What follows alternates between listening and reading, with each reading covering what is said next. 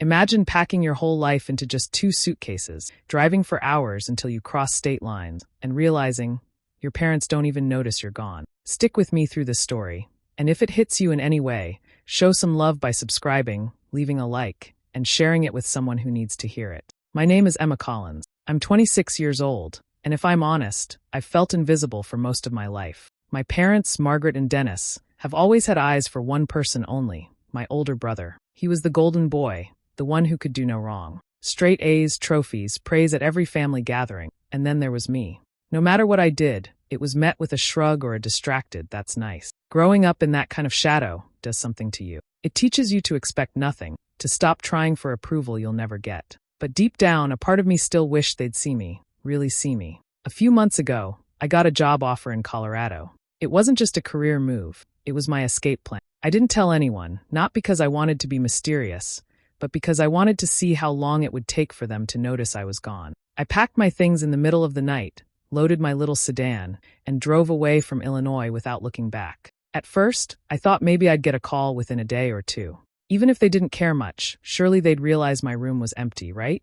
But a week passed. Then 2. Then a whole month. Nothing. No texts. No missed calls. It was like I'd been erased from their lives without them even realizing it. Meanwhile, I was starting fresh. My new apartment was small but cozy, with sunlight spilling through the kitchen window in the morning. I found a coffee shop down the street where the barista learned my name by the second visit. My coworkers invited me out for drinks after work. For the first time in years, I felt like I existed in someone's world. Still, every once in a while, I'd catch myself wondering, would they ever call? Would they ever ask where I was? That little hope, no matter how much I wanted to deny it, was still there. Then, one ordinary Tuesday evening, my phone lit up. It was my mom. My heart jumped, and for a split second, I thought they finally noticed. I answered quickly, bracing for the questions. But all she said, in her usual brisk tone, was, "Emma, you're coming to Ryan's engagement party next week. Don't be late." "No, how are you?" "No, where have you been?"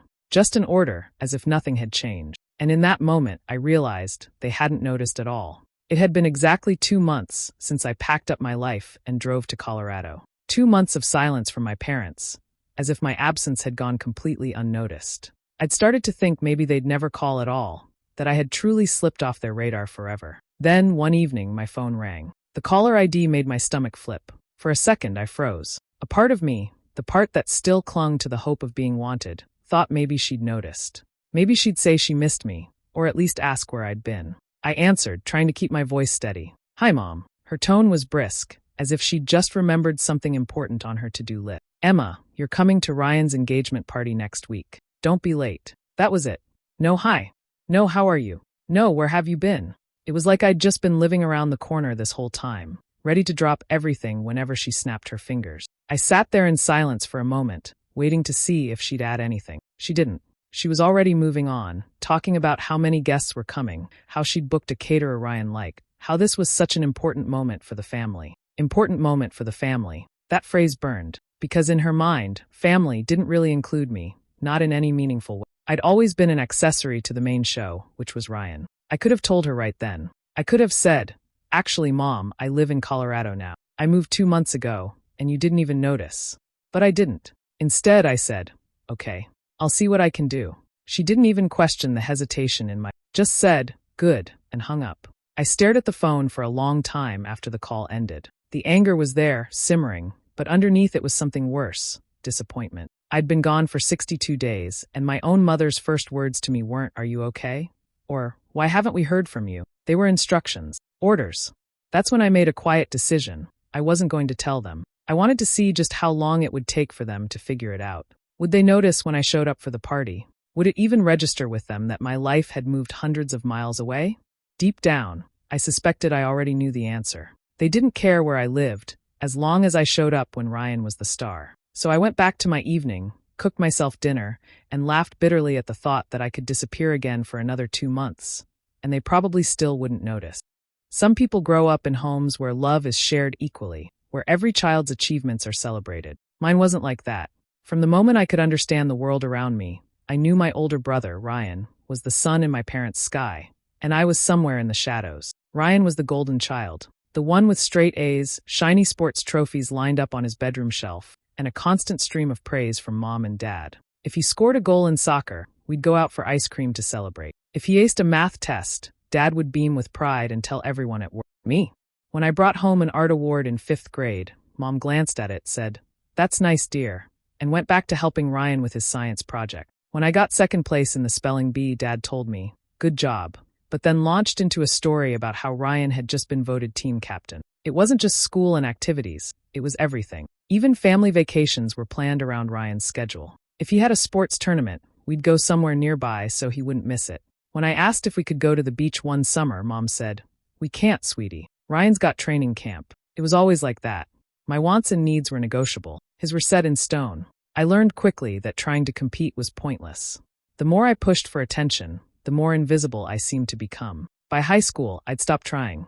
I stayed quiet at the dinner table. I did my homework alone in my room. I got good grades. Not perfect, but good, and they barely noticed. The one time I tried to speak up, it backfired. I told Mom it hurt that Ryan always got more attention. She sighed and said, "Emma, you shouldn't compare yourself to your brother. He just has more going on right now." More going on. I was a teenager too. I had dreams, friends, and things I cared about, but apparently none of it counted as important. Years of this treatment built something inside me, something heavier than sadness. Resentment. It wasn't loud or explosive. It was quiet, cold, and patient. I carried it with me into adulthood, even as I smiled politely at family gatherings and let Ryan take the spotlight yet again. So when I moved to Colorado without telling them, it wasn't just about starting fresh. It was my way of rewriting the script. I wanted them to feel, for once, what it was like when someone they took for granted wasn't just in the background. They didn't notice right away, of course. And that was exactly the confirmation I needed that my quiet revenge was already working. It was about a week after that first call when my phone lit up again with Mom's name. I had just finished dinner and was settling in with a book, but the tone in her voice when I answered made me sit up straighter. "Emma," she said sharply, "you will be at your brother's engagement party. No excuses." There wasn't a hint of question in her voice, just an order, like I was a teenager again being told to clean my room. I let a small pause hang in the air before answering. "It's not that simple," I said carefully. My heart was pounding, but not from guilt. More from the strange satisfaction of knowing she still didn't have a clue where I really was. Mom's reply was instant, almost impatient. "Of course it's simple. You're only 2 hours away. Just drive over." And that's when it hit me. She truly believed I was still in that same small Illinois town, living the same small life, just waiting around for her instruction. She had no idea that I was now more than 1,000 miles away in Colorado, that my apartment overlooked the Rockies, that I had built an entirely separate life she knew nothing about. I almost laughed, but I kept my voice neutral. 2 hours feels longer than you think," I said, letting the words hang with a little mystery. She didn't pick up on it. She never did. Instead, she went right back to listing all the reasons I had to be. "It's not just about Ryan, it's about family. People will be asking for you. Your absence would be noticed." The irony of that statement nearly made me choke. My absence had gone completely unnoticed for 2 whole months, but now that there was a party where Ryan was the center of attention, suddenly my presence was essential. I could hear her shuffling papers in the background, probably finalizing the seating chart or confirming the catering menu. It struck me how transactional her tone felt, as if I were just another detail to check off her list. "I'll try," I said finally, keeping my voice vague. "You'll be there," she said firmly, like it was already decided. Then, without so much as a bye or love you, she hung up. I sat there staring at my phone, half amused, half annoyed. The woman truly believed she could summon me on command, and the thought of her face when she realized just how far I'd gone, it was almost enough to make me look forward to the trip. Because now, it wasn't just about attending Ryan's engagement party. It was about walking in as a completely different version of myself, one they had no hand in creating, and watching the realization dawn on them that they didn't know me at all anymore. After I hung up the phone, I sat in silence for a long time, staring out my apartment window at the mountains in the distance. My mom's assumption that I still lived 2 hours away kept replaying in my head. The way she spoke to me, like I was an obligation instead of her child, made something click inside me. If they wanted me there so badly, I would go. But not the way they expected. I wasn't going to show up as the quiet, invisible daughter they'd always known. No, I was going to walk in as the woman I had become, confident, independent, successful, and watch them realize they had no part in making me that. That would be my quiet revenge. The plan started forming almost immediately. I booked a salon appointment to have my hair done in a sleek, modern cut. I bought a deep emerald dress that fit me perfectly and a pair of heels that made me feel taller than I'd ever felt in their presence. I even invested in a few pieces of jewelry, Nothing too flashy, but enough to make a statement. This wasn't about showing off. It was about control. For years, they had dictated how I was seen in the family, always as Ryan's sister, never as Emma. Now, I would control the narrative. But the appearance was only half the plan. The other half was more subtle. I decided I would let certain truths slip in conversation. Not all at once, but strategically. I'd mention my apartment with a mountain view, my job promotion, the friends who had become my chosen family, the little victories that proved I had built a life without them. I didn't need to say, "You weren't there for me." I wanted them to realize it themselves, in the quiet moments between my sentences. I wanted them to feel that sting of awareness, that uncomfortable silence when it dawns on you just how much you've missed. I imagined my mom's face when she realized I'd been living in Colorado for months without her knowing. I pictured my dad struggling to come up with a polite response when I mentioned things he hadn't bothered to ask about. And Ryan, well, he'd probably still be too wrapped up in himself to notice, but that was fine. This wasn't about him. Every detail of my appearance, every word I planned to say, was carefully chosen. I wasn't going to yell or cry or demand apologies. My revenge wasn't going to be loud. It was going to be silent, deliberate, and impossible to ignore. They had stopped seeing me as a daughter a long time ago. Now, they were going to meet me as someone entirely different. Someone they couldn't control, couldn't guilt, and couldn't pull back into their world. And once they realized that, they'd also realize the truth. They had no claim to me anymore. The night of the engagement party, I arrived in town with hours to spare. I had driven all the way from Colorado, a trip I didn't mention to a single soul. Pulling up to the venue, a sprawling banquet hall with white string lights draped across the entrance, I felt that mix of nerves and determination swirling in my stomach. I sat in my car for a moment, fixing the last touches of my makeup in the mirror. The emerald dress hugged my frame perfectly, and the heels gave me an added boost of height and confidence.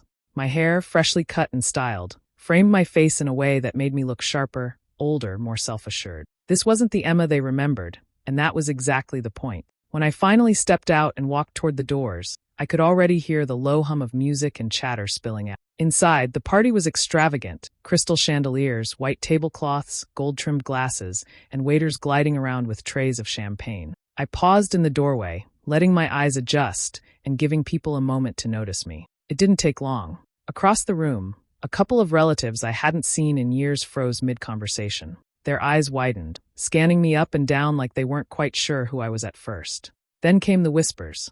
I caught snippets. "Is that Emma?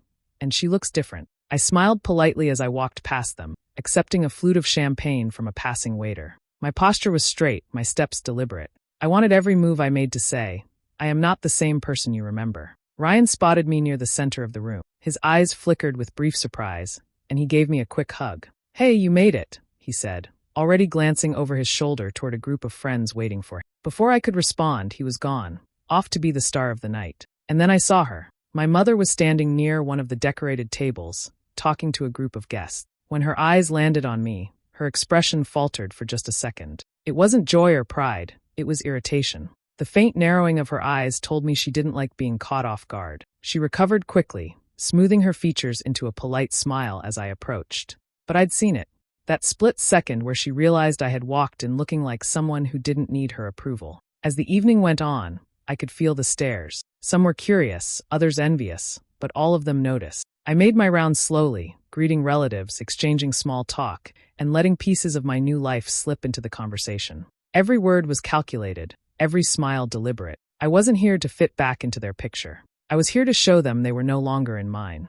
Halfway through the evening, I slipped into the kitchen to get a break from the noise. The clinking of glasses and constant chatter outside was starting to feel suffocating. I set my empty champagne flute on the counter and leaned against it, enjoying the quiet. That peace didn't last long. I heard the door swing open, and when I turned, there was my mother, her heels clicking sharply against the tile. She closed the door behind her and faced me, her eyes sharp and unblinking. "Why did you disappear?" she demanded. Her tone wasn't worried. It was accusatory, as if I had run off just to inconvenience her. I met her gaze and spoke evenly. "I moved to Colorado 2 months ago. For the first time all night, she looked genuinely stunned. Her eyebrows shot up, and her mouth opened slightly before she quickly shut it again. "You what?"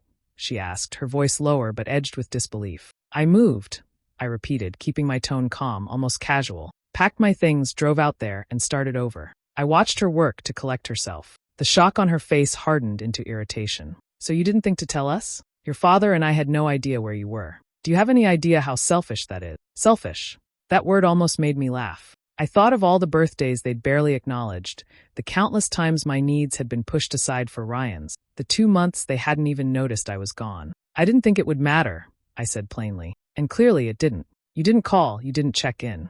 Not once. Her lips pressed into a thin line. Don't be dramatic, Emma. We've been busy. Busy with Ryan. I cut in, my voice firm but quiet. Always busy with Ryan. You've made it pretty clear where I rank in this family. Her eyes narrowed. You're twisting things. This isn't about favoritism. It's about respect. You should have told us. I don't owe you updates on my life when you've never shown interest in it, I said, not raising my voice. I didn't need to yell. The weight of the truth was enough. She shook her head, clearly searching for something to say, but nothing came out. That was the thing about people like my mom. They were good at control, but only when they had the full picture. I'd taken that away from her, and it left her scrambling. Finally, she sighed sharply, like she was dismissing the whole thing. Well, you're here now. Let's not make a scene. I pushed off the counter and started toward the door. Don't worry, I said, my voice cool. I'm not here to make a scene. I'm here to remind you I don't need this family to have a life. And with that, I walked out, leaving her in the kitchen with her irritation and, hopefully, a few uncomfortable truths. Dinner was served in a grand dining room with long tables draped in white linen, gold-rimmed plates, and tall candles flickering in crystal holders. The clatter of silverware and polite conversation filled the air, the kind of background noise that makes everything feel calm and composed. I took my seat halfway down the table, sandwiched between an aunt I barely remembered and a cousin I hadn't spoken to since high school. Across from me sat a few more relatives, their faces lighting up as they recognized. It started innocently enough. My aunt, smiling warmly, leaned forward and asked, "So, Emma, what have you been up to?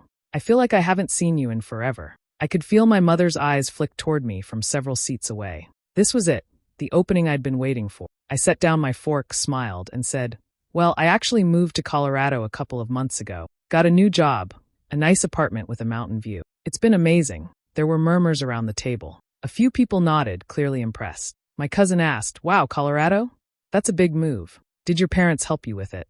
I kept my expression neutral, but my words were deliberate. No, actually. They didn't even know I'd moved until tonight. I've been gone for 2 months, and we haven't spoken. No calls, no visits, nothing. The effect was immediate. The table fell completely silent, like someone had just pulled the plug on all the background chatter. I could feel the weight of everyone's attention shift, not toward me, but toward my parents at the far end of the table. Margaret's hand tightened around her wine glass. Dennis glanced down at his plate, suddenly very interested in his food. I let the silence stretch for a moment before continuing, my tone still light. It's been a really refreshing change. My job's great. I've made some amazing friends. Honestly, I feel more at home there than I ever have here. Someone at the other end of the table cleared their throat. Ryan, ever the peacemaker when attention turned away from him, jumped in. Anyway, speaking of moving, did you guys hear about the new house we're looking at? A few people gratefully latched onto his attempt to change the subject, but the tension didn't vanish. The way certain relatives kept sneaking glances at my parents told me the damage was done. Margaret forced a smile when someone addressed her, but I could see the faint redness creeping up her neck. Dennis still hadn't looked up. I returned to my dinner, chatting with my cousin as if nothing had happened. But inside, I knew I'd just shifted the air in that room. For the first time, my absence, and their indifference, was on full display, and they couldn't hide from it anymore. The air outside the ballroom was cooler, quieter, a welcome break from the clinking glasses and shallow laughter that filled the engagement party. Emma had stepped away to breathe, but she barely had a moment before she saw her mother, Margaret, approaching with that same pinched expression Emma knew too well. Margaret's heels clicked sharply against the marble floor as she came closer, her voice coated in false warmth. "There you are. I was wondering when we could have a private word." Emma kept her posture relaxed, though her heart was already bracing for the sting. "Sure," she said evenly. Margaret clasped her hands together, a gesture meant to look caring but edged with accusation. "You know, Emma, family is everything." She let the words linger, like they carried a deep truth Emma had somehow failed to grasp. "We may not be perfect, but at the end of the day, we're all each other has." Emma's jaw tightened. "Family is more than just a word, Mom. It's actions. It's care. It's respect. It's noticing when your daughter has moved halfway across the country and maybe picking up the phone." Margaret's eyes flickered, just briefly, but she quickly hid it behind a scoff. "Don't be dramatic. We gave you a good home. We've always supported you." Emma cut in, her tone steady but laced with steel. "You've supported the version of me that kept quiet and didn't make waves. The second I started living my life on my terms, you stopped seeing me. You don't get to claim me now just because it's convenient." Margaret's lips pressed into a thin line, but she pushed forward with the oldest weapon in her arsenal, guilt. Do you have any idea how much it hurts to hear you talk like this? After everything your father and I have done for you. Emma's voice softened, but it didn't lose its firmness. I'm not here to hurt you. I'm here to be honest. You and Dad will only hear from me when you start treating me like a person, not a shadow you can tuck away when it doesn't fit your picture-perfect family. Margaret's face hardened, her pride flaring. So this is who you are now? She asked bitterly. Emma gave a small, calm nod. Yes, this is who I've always been. You just never looked close enough to see it. There was nothing more to say. Margaret stood there, her silence louder than any argument. Emma turned and walked back toward the party, feeling the weight of years of unspoken resentment lift from her shoulders. As she re-entered the room, she caught sight of Ryan laughing with his fiancée, oblivious to the quiet earthquake that had just shifted the ground beneath their family. For the first time that night, Emma smiled, not for anyone else, but for herself. This wasn't about winning or proving a point anymore. This was about drawing a line that would never be erased. Emma didn't wait for the last toast or the cake cutting. She'd already given enough of herself tonight, more than her family deserved. While laughter and clinking glasses filled the banquet hall, she quietly picked up her clutch and walked toward the exit. No announcements. No polite goodbyes. Just the sound of her heels clicking across the marble floor as she pushed through the heavy glass doors and stepped into the crisp night air. Her car was parked a few streets away. The muffled hum of the party faded behind her with every step. She didn't look back, not once. She knew that if she turned around, she might catch her mother pretending to be gracious to another guest or her father feigning indifference, and she refused to give them the satisfaction of thinking she cared. Sliding into the driver's seat, she let out a deep breath she hadn't realized she'd been holding all evening. Her hands gripped the steering wheel, but she didn't start the engine right away. For a moment, she sat there, letting the weight of the night settle. She expected sadness, or maybe even guilt, to creep in. Instead, there was nothing but an unfamiliar lightness, as if the tension that had been coiled in her chest for years had finally snapped free. The drive back to Colorado was long, but it felt different this time. The highway stretched ahead like an open promise. She thought about her childhood home, the one that had been filled with noise but never warmth, with rules but never love. She thought about every time she'd been ignored, dismissed, or made to feel invisible. And now, for the first time, those memories didn't sting. They simply existed, like old photographs she no longer needed to keep. Her revenge wasn't the look on her mother's face when she revealed she'd been gone for 2 months without them noticing. It wasn't the awkward silence that had followed her story at the dinner table. No, the real revenge was simpler. It was proving to herself that she didn't need their approval, their attention, or even their acknowledgement to live a full and meaningful life. By the time the city lights of Denver came into view, her shoulders had loosened and her breathing was steady. She pulled into the parking lot of her apartment building, the familiar glow of her own little space welcoming her back. Inside, she locked the door with a quiet click, sealing herself away from the noise of the party and the people who had never truly been her family. She kicked off her heels, poured herself a generous glass of wine, and sank into the couch. For the first time in a long while, she smiled, not the polite, guarded smile she'd worn at the engagement party, but a genuine one that reached her eyes. She had walked away for good, and in doing so, she had finally walked into her own light. Do you believe Emma made the right choice by leaving her family behind for good? Or do you think she should have given them one more chance? Share your thoughts in the comments. I'm curious to hear your take. And if you enjoy stories like this, make sure to hit subscribe and turn on the notification bell so you never miss a new one.